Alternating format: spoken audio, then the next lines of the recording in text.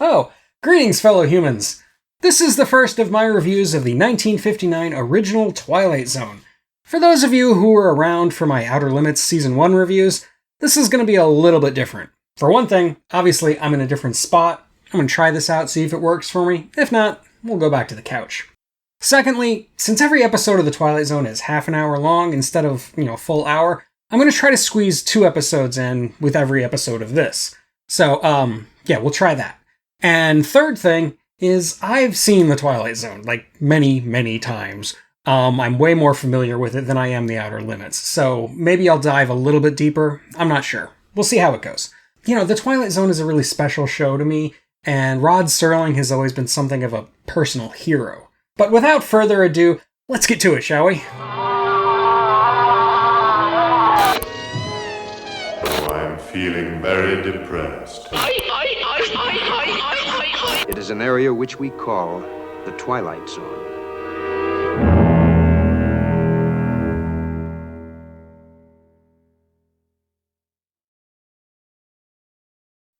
Our story starts, The place is here. The time is now. I guess here and now. A customer who looks like a 1950s Michael Rooker walks into a coffee joint, notices nobody's around, breaks a clock, and makes himself a cup of coffee. It seems like the place was only recently abandoned, as there are still things cooking on the stove, loud music playing on the jukebox, and more.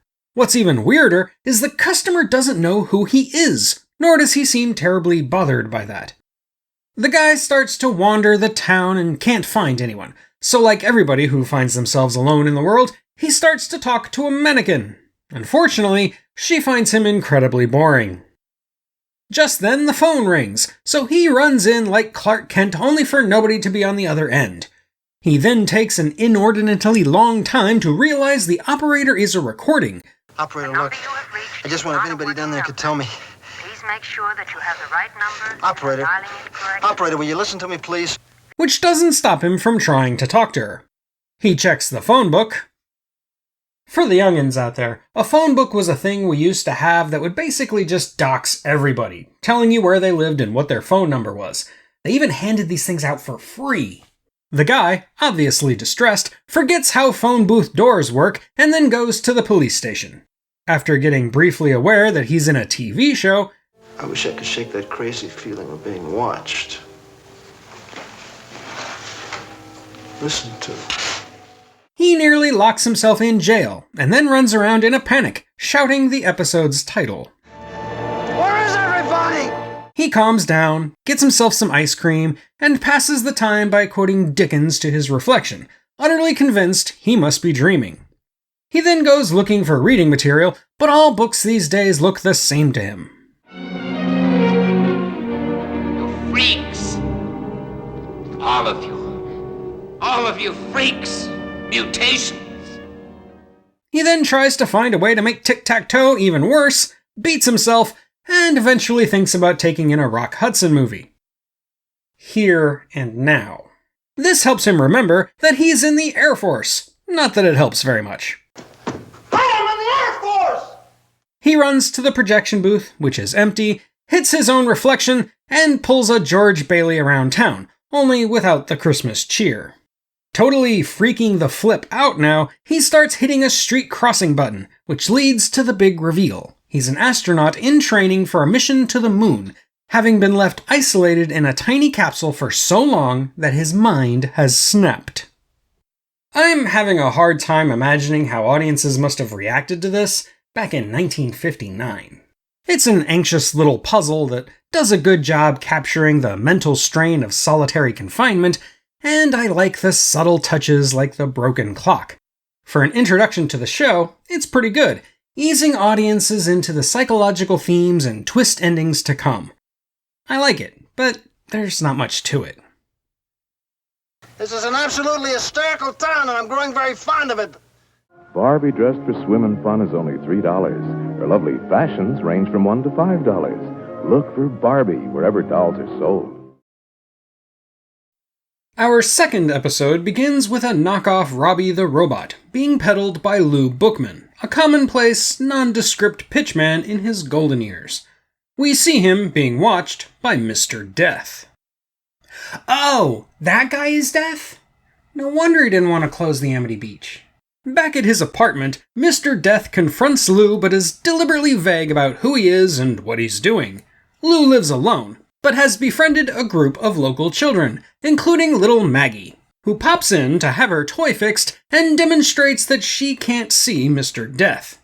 After she's gone, Mr. Death berates Lou for not knowing what's going on. If you still don't know who I am, then you're the most dense man I've come up against. Once Lou finally breaks through Death's cryptic bureaucratic nonsense, he gives Death the finger. Looking for some kind of loophole, Lou explains that he has pressing, unfinished business. He refuses to die until he gives the pitch of his life. You know, a pitch for the angels.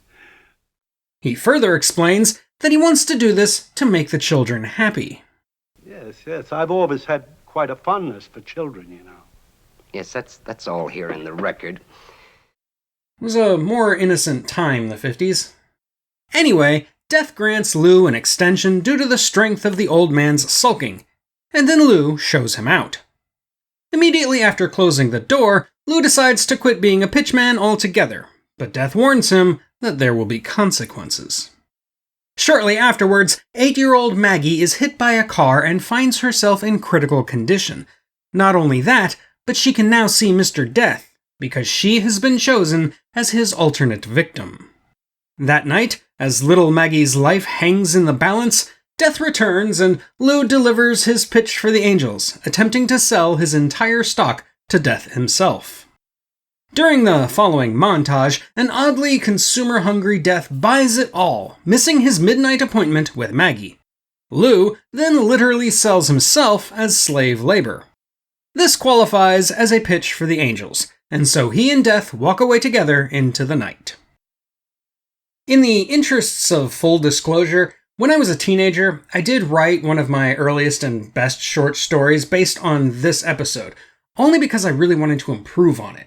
That's because, even by the logic of its own magical realism, it doesn't work. It seems like Lou's appeal to Death near the start of the episode is, in and of itself, a literal pitch for the angels. I want to believe that Death has the whole thing planned out from the beginning, to give the old man one last moment to shine at what he loves. But then when the actual pitch comes around, Death gets mad when he realizes he's missed his appointment.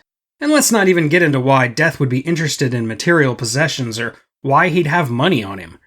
It's still a well-made episode with 2 great performances from Ed Wynn and Murray Hamilton, but I just can't get beyond my quibbles with the story.